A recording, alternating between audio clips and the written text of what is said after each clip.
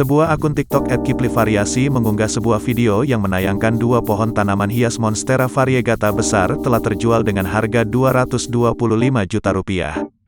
Video TikTok yang diunggah tersebut viral di media sosial, medsos. Video itu sudah ditonton sekitar 179.000 pengguna TikTok, disukai 2.400 pengguna TikTok dan mendapat 169 komentar.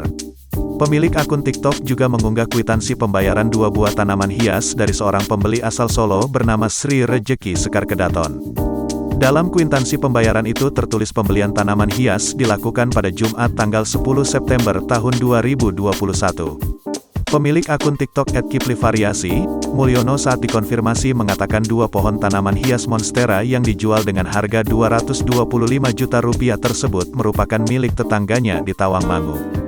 Dua pohon itu awalnya dibeli dengan harga masing-masing Rp700.000 dan Rp800.000. Setelah dirawat hingga memiliki tinggi mencapai sekitar 2 meter kemudian dijual melalui medsos. Jadi kemarin Rp225 juta tidak dua The Monstera. Tapi ada bonusnya, katanya melalui sambungan telepon, Sabtu, tanggal 11 September tahun 2021. Menurut dia, butuh waktu sekitar 3 tahun untuk merawat tanaman Monstera hingga memiliki tinggi sekitar 2 meter.